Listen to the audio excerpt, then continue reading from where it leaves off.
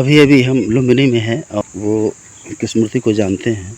मैंने ऐसा सुना है और भगवान बुद्ध को काफ़ी पी चुके हैं और देखते हैं क्या कर रहे हैं।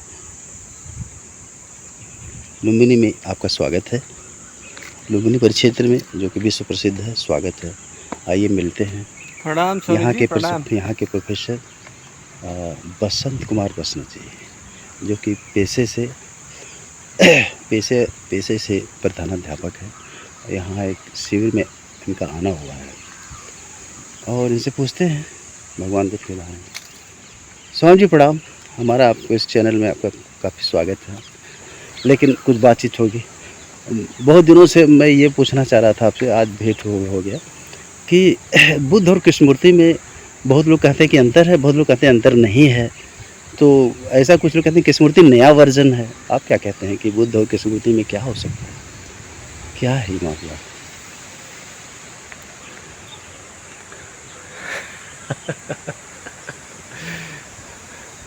अब है तो बुद्ध और कृष्णमूर्ति दो लोग हैं, अलग अलग हैं। दोनों की देशनाएं भी अलग हैं, कहने के तरीके अलग हैं। तो कहीं कहीं लगता है कि नहीं, दोनों बस एक ही बात कह रहे हैं, ऐसा लगता है।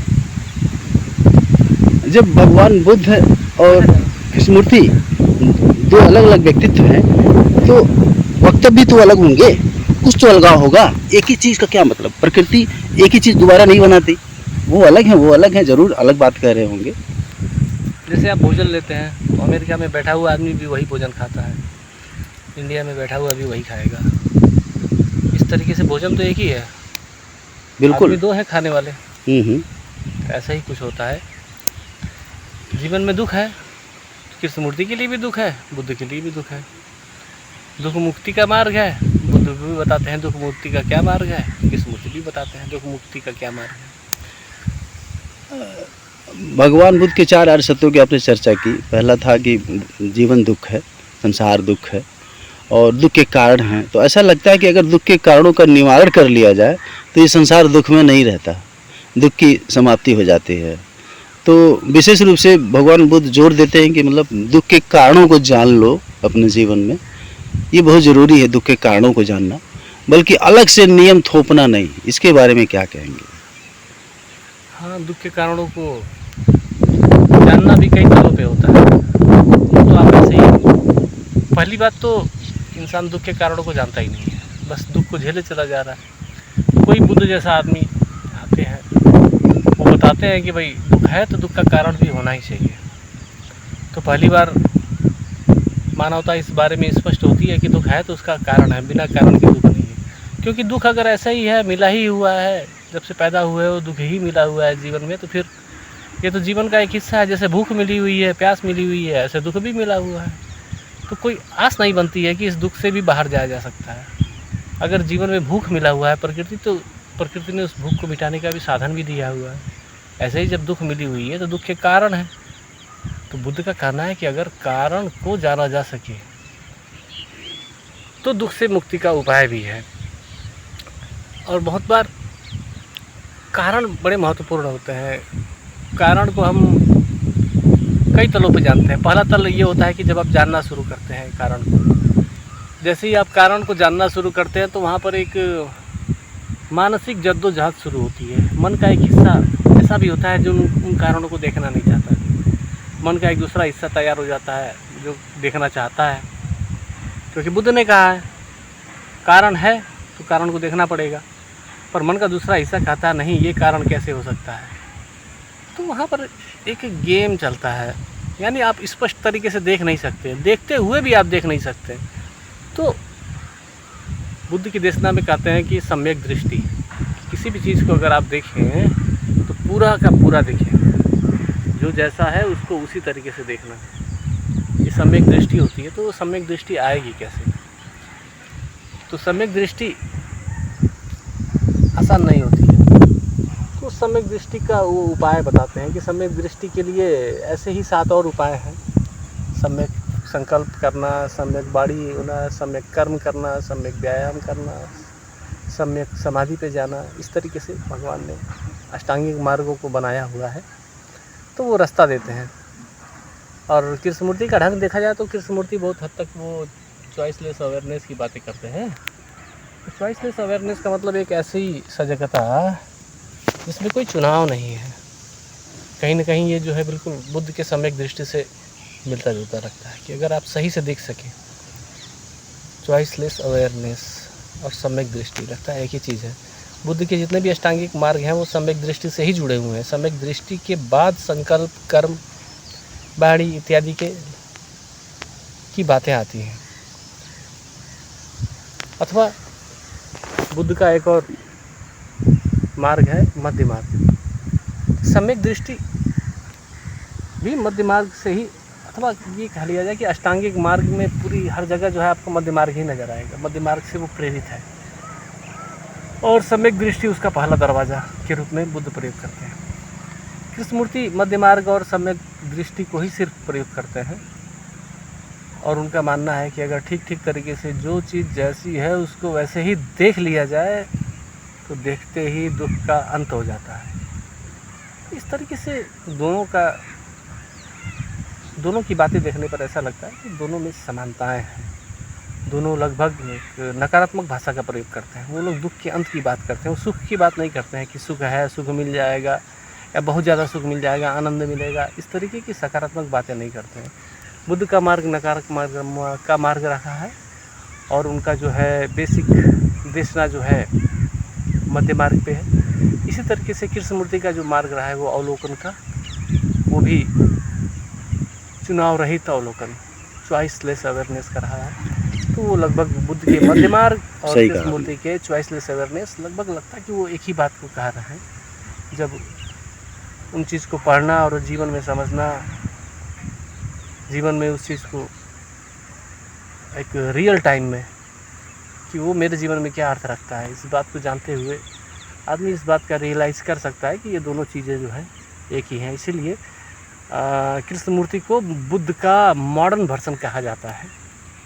अक्सर लोग कहते हैं कि बुद्ध आज से 2500 साल पहले पैदा हुए थे, तो उस समय की भाषा शैली, उस समय के तर्क करने का जो ढंग था वो पुराना था। आज का जो तर्क करने का ढंग है आधुनिक हो चुका है, लोग तेज़ हो गए हैं, फास्ट हो गए हैं। इस चीज़ को लेकर कृष्णमूर्ति कहते हैं कि पुराने ज़माने चले गए हैं, अब नए ज़माने में जब मैं आपको रॉकेट दे रहा हूँ तो आप बैलगाड़ी पे क्यों चलेंगे, आपको धीरे धीरे चलने की ज़रूरत क्या है, आप रॉकेट पे बैठिए, सीधे निकल जाइए।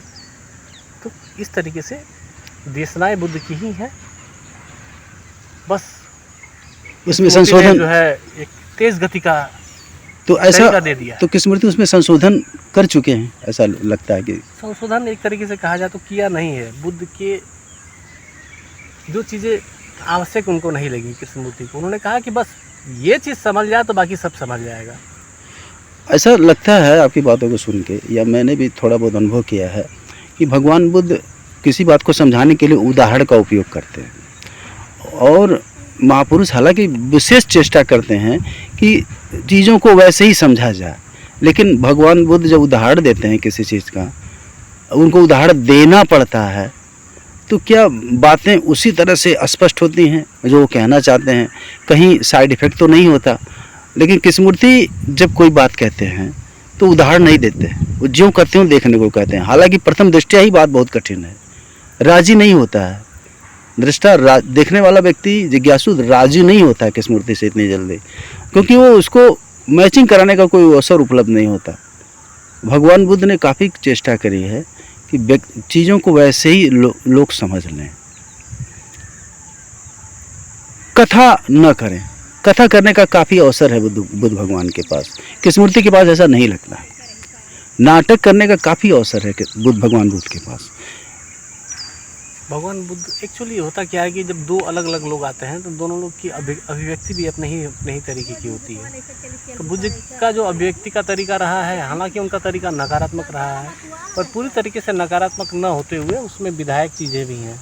विधायक चीज़ें में होने का मतलब जैसे आपको नैतिकता भी साधनी पड़ती है। नैतिकता को साधते हुए, मन को साधते हुए, उसके बाद आप जो है मुक्ति के राह पर चलते हैं। इस तरीके से उन्होंने जो है एक पैटर्न को विकसित किया है उनका ये मानना था कि कमज़ोर से कमज़ोर आदमी को भी संघ में लाया जा सके, एक ग्रुप में लाया जा लेकिन इसका साइड इफेक्ट है सर, हमारे समझ से, हमारे देखे भगवान बुद्ध जब नैतिकता थोड़ी सी ला देते हैं मनुष्य के ऊपर, आग्रह करते हैं कि थोड़ा सा लाद लो, देख लो इसको, नैतिकता धारण कर लो। वहीं कृष्णमूर्ति कहते हैं कि जब मनुष्य संघर्ष करेगा तो उस चीज़ को नहीं पाएगा। तो लादना, संघर्ष करना, न लाद पाना और अपने को नैतिक न समझना, और नैतिक जो व्यक्ति नहीं रहता है उसको संघर्ष करना पड़ता है, तो वहाँ पे कृष्णमूर्ति काफ़ी राहत देते हुए महसूस करते हैं। कहते हैं कि संघर्ष ना करो, जो है यही है। जैसे कृष्णमूर्ति का जो है वो कहते हैं कि मेरा रॉकेट है। तो कृष्णमूर्ति के रॉकेट को अगर देखेंगे तो उसमें पहिए नहीं हैं, उसमें आपकी ड्राइविंग सीट में कोई हैंडल नहीं लगा हुआ कि आपको दायां बायां कैसे उसको ड्राइव करना है, वो सीधे दाब के निकल जाएंगे। तो उन्होंने एक फार्मूला अपना निकाला हुआ है, एक तरीका उनका ईजाद किया गया है जो द्रुत गति में गति करता है। पर बुद्ध ने ऐसा नहीं किया। बुद्ध की जो शैली थी, बुद्ध आदमी को धीरे धीरे तैयार करते हुए अष्टांगिक मार्ग को ही अगर आप देख लें तो अष्टांगिक मार्ग आपको 8 दिखते हैं भले हैं, पर ये सब संयोजित है। जैसे एक बिखरा हुआ मन, एक उखड़ा हुआ मन कभी भी मुक्ति को प्राप्त नहीं कर सकता, एक दुखी मन मुक्ति को प्राप्त नहीं कर सकता। तो प्रथमतः बुद्ध ने इस बात की कोशिश की कि इंसान का मन थोड़ा शांत हो जाए, अपराध बोध से मुक्त हो जाए। हाँ, थोड़ा शांत हो जाए। और मन को शांत करने या कहूँ मन को उद्वेलित करने के, मन को अशांत करने के जो कारण तत्व होते हैं वो समाज में ही होते हैं, संबंधों में ही होते हैं। तो समाज और संबंधों को अगर सुधारते हुए चला जाए तो मन शांत हो जाता है। उसके बाद शांत मन किसी भी चीज़ को देखने में सक्षम हो सके, इसलिए उन्होंने नैतिकता की बात की कि आप मोरली अगर साउंड होते हैं, जितना भी समाज में जितना भी मोरली साउंड होते चले जाएंगे तो आपको क्रिया प्रतिक्रियाओं के विवाद से आप बच सकते हैं। उसके बाद आपके मन शांत होने लगेंगे तो जो है आप अपनी बात पर कंसंट्रेट कर सकते हैं। इस तरीके का तरीका जो है बुद्ध का रहा है। लेकिन यह इसी के विपरीत कृष्णमूर्ति का जो तरीका रहा है, वो कहते हैं कि आचरण थोपी हुई आचरण कोई आचरण नहीं होती है। वो सीधे इस पे कटाक्ष करते हैं। वो कहते हैं कि आप ज़बरदस्ती किसी को नैतिक नहीं बना सकते हैं, और ज़बरदस्ती से लाया गया नैतिकता कोई नैतिकता नहीं होती है। ये कृष्णमूर्ति का जो है साफ साफ इसमें देशना है। वो कहते हैं नहीं, इन सब चीज़ों की ज़रूरत नहीं है। जिस दिन आप ठीक ढंग से देखना जान लेंगे, जो चीज़ जैसे है उसको वैसे ही देखना आप शुरू कर देंगे, या आपके अंदर वो क्षमता आ जाएगी, तो नैतिकता और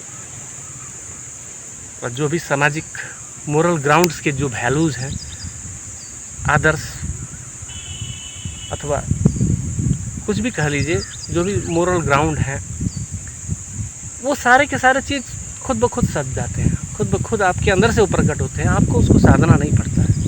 तो ये डीलिंग के इन क्षेत्रों में जो है देखा जाए तो कृष्णमूर्ति बुद्ध से भी ज़्यादा नकारात्मक भाषा का प्रयोग करते हैं। बुद्ध तो सकारात्मक भाषा का भी प्रयोग कर लेते हैं कि चलो ऐसे धीरे धीरे ऐसे 1 2 3 4 करते हुए चलेंगे। कृष्णमूर्ति कहते हैं 1 2 3 4 की ज़रूरत नहीं है, सीधे 100 99 100। वो कहते हैं 2 ही स्टेप है, पहला कदम अंतिम कदम है। पहला कदम 99 पे रखना, और 99 क्या, पहले कदम ही 100 पे रखना। 99 पे तो ऑलरेडी हम खड़े ही। ऐसा लगता है कि कृष्णमूर्ति अपराध और अपराध बोध से मुक्ति के बारे में बिल्कुल नहीं सोचते, संघर्ष के बारे में बिल्कुल नहीं सोचते, नैतिकता बिल्कुल नहीं लाते। वहीं भगवान बुद्ध जिज्ञासु या साधक भिक्षु के अपराध और अपराध बोध पे पूरी दृष्टि रखते हैं, उसके मन पे पूरी दृष्टि रखते हैं कि शुरुआत कर ले किसी तरीके से।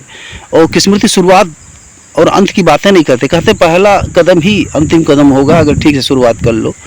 तो जैसे बुद्ध उसको तैयार करते हैं, संस्कारित करते हैं। यही कारण रहा कि भगवान बुद्ध ने बहुत सारे एरोड्रम बनाए, स्टॉपेज बनाए, और कृष्णमूर्ति ने स्टॉपेज बनाया, जैसे कि हमने उसमें ईंधन है, हवाई जहाज में बैठे उड़े, खत्म, उड़े फिर उतरना भी नहीं। तो इस तरह से भगवान बुद्ध के ज्ञान में भी लोग सेंध लगा के आज भगवान बुद्ध को मूर्तियाँ बेचते हैं, उनके ज्ञान को बेचते हैं। और ज्ञान कहाँ है, लुप्त हो गया। आज उनके धरती पे इतने सारे जो कि भगवान बुद्ध ने नहीं कहे, ऐसा मत करना, वो सारे काम हो रहे हैं। क्या ये साइड इफेक्ट नहीं है भगवान बुद्ध का? है। जब भी हम समाज खड़ा करेंगे तो समाज के साथ सामाजिक बातें भी आ ही जाएंगी। जब हम लोगों की भीड़ को जमा करेंगे तो भीड़ का अपना नियम भीड़ बनाएगा ही। उस तरीके से बुद्ध की देशनाओं को जो है परिमार्जित भी किया गया। पहले जो है जो हमारा थेरावाद बुद्धिज़्म था, जो बुद्ध का प्योर बुद्धिज़्म था, वो ऐसा कहाँ रह गया बाद में। वो हीनयान से महायान में बदला, महायान से वज्रयान भी उसमें आ गया, कई तरीके के आयाम खुले, विश्व में ये फैला, लोगों ने फैलाया इस चीज़ को। ऐसा ही है जीवन में कि जब भी कोई चीज़ होती है तो उसका एक सकारात्मक पक्ष भी होता है, एक नकारात्मक पक्ष भी होता है। तो महायान से लोगों को फ़ायदा भी हुआ, कुछ नुकसान भी है। वज्रयान से भी ऐसे कुछ लोगों को फ़ायदा भी हो सकता है, कुछ नुकसान भी हो सकता है। पर अगर बुद्ध की बातें को देखा जाए तो उस समय के हिसाब से बुद्ध बहुत ज़्यादा नेगेटिव थे, बहुत ज़्यादा नकारात्मकता का उनका मार्ग था। फिर भी सकारात्मक वैल्यूज़ के लिए उनके पास जगह थी। उनके जो है मोरल स्ट्रक्चर्स हैं आर्य सत्य में, उसको हम देख सकते हैं कि वहाँ पर सकारात्मकता या फिर पॉजिटिविटी के लिए जगह है। बुद्ध की कहानियों में जगह है, बुद्ध जो कहानियाँ सुनाते हैं या उपमा देते हैं, उदाहरण देते हैं। पर उसके उलट अगर कृष्णमूर्ति को देखा जाए तो कृष्णमूर्ति न कोई उदाहरण देते हैं, न कोई उपमा देते हैं। वो कहते हैं सीधी समझ, और इंसान के मस्तिष्क में इतनी क्षमता है कि वो किसी भी चीज़ को सीधे सीधे समझ जाए। तो भगवान बुद्ध को उपमा देनी पड़ी क्योंकि ज़्यादा लोगों को समझाना था। उनको मोरल ग्राउंड भी सेट करने पड़े क्योंकि उनको समाज को साथ लेकर चलना था। इस तरीके से उन्होंने इन वैल्यूज़ को सेट किया। कृष्णमूर्ति ने ऐसा नहीं किया। कृष्णमूर्ति ने उसके डिमेरिट्स को देखा कि जब लोग एक समूह बना लेते हैं तो कैसे समूह जो है एक कल्ट में विकसित हो जाता है, एक धर्म के रूप में विकसित हो जाता है। उसके बाद सत्य कहीं खो जाता है। जो जीवन में दुख मुक्ति का जो मार्ग बुद्ध ने बताया, जो उनकी असली देशना है, वो असली देशना कहीं छुप जाती है, उस महायान के नीचे दब जाती है, वज्रयान के नीचे दब जाती है। उस समाज के अंदर कहीं ना कहीं वो सत्य दब जाता है। इंसान का जो मुख्य मोटिव होना चाहिए दुख से मुक्ति, वो मुक्ति कहीं खो जाता है। उसके बाद वो उसी आडंबरों में फंसा रहता है। तो कृष्णमूर्ति ने इस चीज़ को देखा कि इंसान की आदत ऐसी है। बुद्ध ने अपना काम कर दिया, पूरा का पूरा उन्होंने कर दिया। तो कृष्णमूर्ति ने एक अल्टरनेट एक व्यवस्था की। कोई उदाहरण नहीं, किसी भी कथा के जरिए, कहानी के जरिए, चुटकुलों के जरिए किसी चीज़ को समझना नहीं है। आपको सीधे सीधे समझना है। और कोई ग्रुप भी नहीं खड़ा करना है, कोई संघ या संगठन भी नहीं खड़ा करना है कि बाद में जाके कृष्णमूर्ति की देशनाओं को परिमार्जित कर सके, उसको तोड़ मरोड़ सके। जैसे बुद्ध की देशनाओं को तोड़ मरोड़ दिया गया, आज देशनाएँ पता नहीं कहाँ गायब हो गई और जाने आज इंसान क्या करने पर तुल गया है। तो ये सब चीज़ों की जो है समस्याओं को देखते हुए भी कृष्णमूर्ति ने जो एक नया पैटर्न खड़ा किया, उसके लिए आपको किसी ग्रुप में ज्वाइन होने की ज़रूरत नहीं है, किसी संघ या संगठन में जाने की ज़रूरत नहीं है, आपको अपनी नौकरी छोड़ने की ज़रूरत नहीं है, आपको घर बार छोड़ने की ज़रूरत नहीं है। बुद्ध के समय में तो लोगों को अपना घर बार छोड़कर सन्यासी बन के घूमना पड़ता था सत्य की तलाश के लिए। ये भी एक डिमेरिट है। आज जो इतनी जनसंख्या बढ़ी हुई है, इंसान घर में काम न करे और सीधे सत्य की खोज पे निकल जाए तो शायद परिवार में अच्छा भी ना माना जाए, वो ठीक भी ना हो। पर कृष्णमूर्ति इस चीज़ को भी मिलाते हैं। वो कहते हैं किसी नौकरी छोड़ने की ज़रूरत नहीं है, घर बार छोड़ने की ज़रूरत नहीं है। आप घर बैठे ही मात्र आप समझ को पोषित करते हुए, समझ को विकसित करते हुए आप दुख से मुक्त हो सकते हैं। ऐसा लगता है कि भगवान बुद्ध संघ की चिंता करते हैं जबकि कृष्णमूर्ति व्यक्ति की चिंता करते हैं, ऐसा प्रतीत होता है। ऐसा प्रतीत होता ज़रूर होगा, पर बुद्ध भी व्यक्ति की ही चिंता ज़्यादा करते हैं। वो उन्होंने संघ किस लिए बनाए? व्यक्ति के मुक्ति के लिए बनाए। जब दुख से मुक्ति होगी तो संघ कभी मुक्त होगा नहीं, समूह कभी मुक्त नहीं होगा, व्यक्ति ही मुक्त होगा।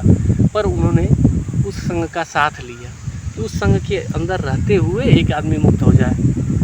उन्होंने कई व्यवस्थाएं की, शायद उनकी मजबूरी रही होगी। उस समय का वो जो परिवेश था, लोग उतने एडवांस नहीं रहे होंगे और शायद लोगों को कमाने और खाने की उतनी किल्लत भी नहीं थी, जनसंख्याएँ कम थी। गाँव वाले जो है सन्यासियों को पाल लिया करते थे। पर आजकल इतने ज़्यादा सन्यासियों को नहीं पाला जा सकता। लोग दुखी हैं, गरीबी है, बेरोज़गारी है, भ्रष्टाचार भी है ही। इन सब चीज़ों को देखते हुए जो समसामयिक जो एक दृष्टि होनी चाहिए, समसामयिक जो एक मैसेज होना चाहिए, वो आज के समय पे कृष्णमूर्ति बहुत बेहतर तरीके से डिलीवर करते हुए नज़र आते हैं। ऐसा लगता है कि बुद्ध का विरोध हो सकता है लेकिन कृष्णमूर्ति का विरोध नहीं हो सकता। आने वाले जब बुद्ध के तत्कालीन लोगों ने बुद्ध का विरोध किया तो आज भी लोग हैं जो बुद्ध का विरोध करते हैं। तब भी थे जो बुद्ध का समर्थन करते थे, आज भी लोग समर्थन करते थे।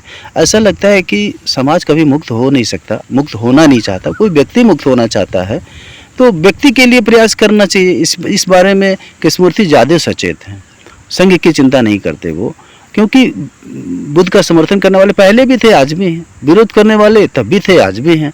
तो कोई व्यक्ति पे विशेष नज़र होनी चाहिए, और जो चीज़ें जैसी हैं उसको वैसे ही अगर कोई व्यक्ति देख ले, तो ये हमारी मान्यताएं, धारणाएं हमको वैसा ही नहीं देखने देती।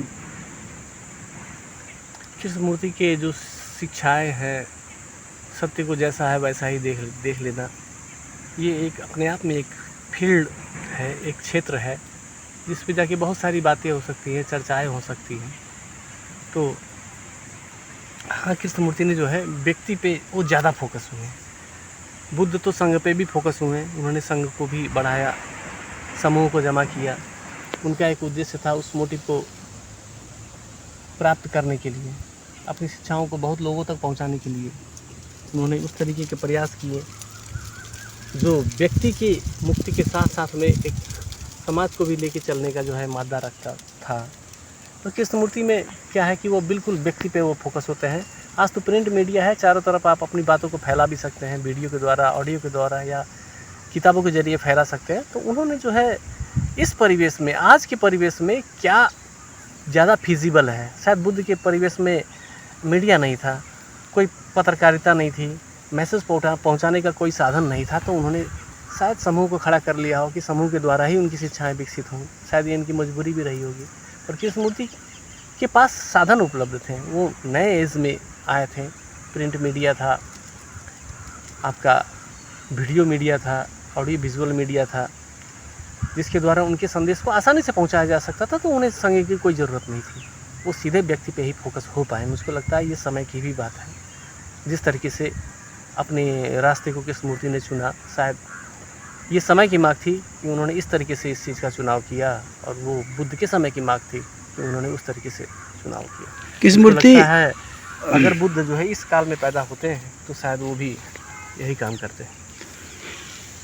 कृष्णमूर्ति जिस तरह से व्यक्ति पे फोकस करते हैं, केंद्रित करते हैं और व्यक्ति का पूरा पूरा समय बचाते हैं, ऐसे में अगर साधक को, जिज्ञासु भी ईमानदारी पूर्वक समय बचाते हुए और उस साधक के अंदर अगर घोर अभिप्सा हो सत्य को पाने की, ठीक ठीक समझने की, तो ऐसा लगता है कि जैसे वो सत्य को पहले से ही जानता है, इसीलिए जान नहीं पाता है।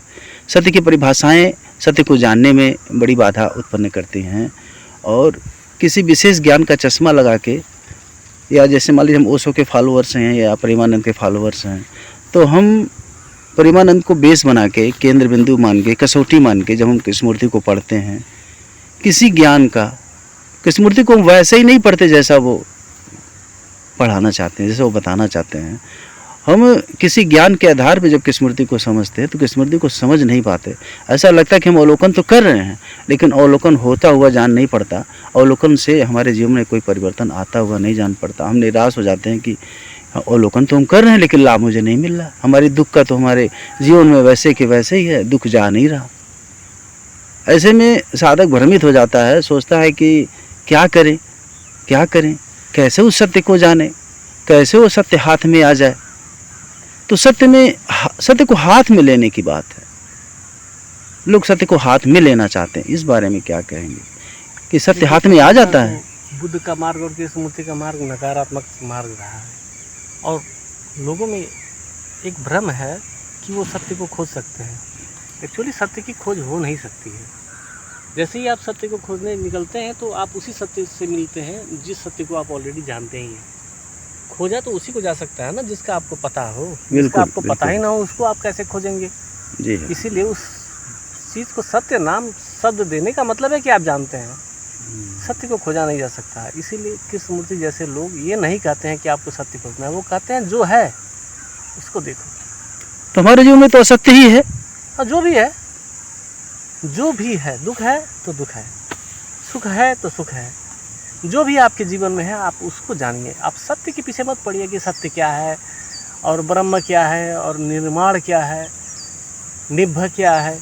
इन सब चीज़ों से मानसिक खुराकें हैं। मैंने भी कृष्णमूर्ति को पढ़ा है। वो कहते हैं कि जो है उसको देखो, तो मेरा मन कहता है कि इससे होगा क्या, इससे होगा क्या? इस देखने से तो कुछ नहीं होगा, हमारे दुख तो जाएंगे नहीं। यही तो, अब आपके ही प्रश्न में ही उत्तर छुपा हुआ है कि इससे होगा क्या, यानी उसको पता है क्या होना चाहिए, हाँ हाँ, क्या जी होना चाहिए उनको पता है, और पता जो है। होना चाहिए वही उसके लिए सत्य है। हाँ इसीलिए जब उस सत्य को लेकर के जब वो पीछा करेगा या तलाश करेगा, तो हमेशा जो है वो भटकन हमेशा लगी रहेगी, क्योंकि आपको मंजिल पता है। जब आपको मंजिल पता है, फिर आपका चलना भी होगा, आपके रास्ते भी तय कर दिए जाएंगे, और आपको कहाँ पहुँचना है वो भी निश्चित कर दिया जाएगा। पर ये सब कुछ मनोकल्पित ही होगा, एक झूठ ही होगा, उससे कोई निष्कर्ष नहीं आएगा। आपके दुख मुक्ति का जो आइडिया है, जो विचार है, वो भी दुख ही है। उससे वो कभी आपको मिल भी जाए तो वो भी आपकी एक कल्पना से ही आपको मुलाकात नहीं होगी। बस सत्य कोई ऐसी निश्चित वस्तु थोड़ी है कि ये रहा सत्य और मैं उसको प्राप्त कर लूँगा। सत्य शायद बहुत ज़्यादा इससे विराट और फैली हुई चीज़ है। मनुष्य के मन में ये आता है कि सत्य को मैं ना समझ पाऊँ, सत्य को मैं ना हैंडल कर पाऊँ, तो फिर सत्य किस काम का। और मनुष्य अपने ही ज्ञान में, अपने ही ख्यालों में खोया रहता है। उसको मानने के वो बिल्कुल तैयार नहीं होता कि सत्य कुछ ऐसा भी हो सकता है जो मैं नहीं जान सकता। मनुष्य कभी मानने को तैयार नहीं होता, मैं नहीं जान सकता, मुझे नहीं पता हो सकता। बिल्कुल, दुख में भी तो सत्य है, जानने में सत्य होगा, न जानने में भी तो सत्य है। सत्य तो हर जगह व्याप्त हो सकती है ना। सत्य का क्या मतलब? जैसे एक वैज्ञानिक किसी चीज़ की तलाश करता है, जांच पड़ताल करता है, अणु की जांच करता है, परमाणु की जांच करता है, पदार्थ के गुणों की जांच करता है, तो वो ये थोड़ी देखता है कि इसमें ये आपके मन मुताबिक चीज़ें हैं या नहीं हैं। वो तो सिर्फ ये देखता है कि जो भी है वो क्या है, उसको जानने की कोशिश। तो एक वैज्ञानिक जांच पड़ताल की ज़रूरत है आपको अपने जीवन में। तो सत्य आपको कहीं भी मिल सकता है, आपको नकारात्मक रूप में भी मिल सकता है, आपको सकारात्मक रूप में भी मिल सकता है, किसी भी रूप में कहीं भी मिल सकता है। आपको भौतिक रूप से मिल सकता है सत्य, आपको मानसिक जगत में भी आपको सत्य मिल सकता है। सत्य का कोई निश्चित बनावट नहीं है, यही सत्य है, और ये रहा सत्य, मैंने इसको प्राप्त कर लिया। जिस दिन इंसान उस चीज़ का रियलाइज़ करता है, उसको लगता है कि ये विशाल चीज़ें हैं और कोई ठहरी हुई चीज़ नहीं है, ये हमेशा बदलती हुई चीज़ है। तो मेरे श्रोताओं, आपने सुना, आज का सत्र बहुत शानदार रहा। इन्होंने भगवान बुद्ध के बारे में, एक स्मृति के बारे में बताया कि किस तरह से दोनों भिन्न है, किस तरह से दोनों अभिन्न भी हैं, और मनुष्यता समय समय पे लाभान्वित होती है ऐसे महापुरुषों से। और कोई सोच नहीं सकता है कि हमारे इस अज्ञान से भी ज्ञान की धारा निकलती है। अलग से ज्ञान की आवश्यकता नहीं है। ज्ञान हमें बहुत दूर ले जाते हैं।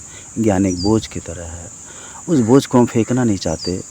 और साथ ही साथ एक प्रश्न और उठता है कि जिस ज्ञान को वो सालों साल, साल दर साल, बुढ़ापे तक वो लादा रहता है अपने जीवन में, इस आशा से कि ये ज्ञान मुझे कुछ अन्य दिव्य ज्ञान की प्राप्ति कराएगा, उस अनंत जीवन की प्राप्ति कराएगा, वही ज्ञान बाधा बना रहता है। बोझ तो बोझ है। फिर जिन चीज़ों को आभूषण की तरह जीवन में लादा कि मुझे कारगर होंगे मेरी इच्छाओं को पूरा करने में, मुझे सत्य को जानने में ये जो है कारगर होंगे और मददगार होंगे, वही सत्य का अंत किए जाते हैं। ज्ञान को बोझ की तरह जितना हमने जाना वो अपर्याप्त नहीं होता। हम सोचते हैं कि हमने जो जाना वो बहुत ज़रूरी है, बहुत ज़रूरी है। सत्य कभी जाना नहीं जा सकता, सत्य अनंत है।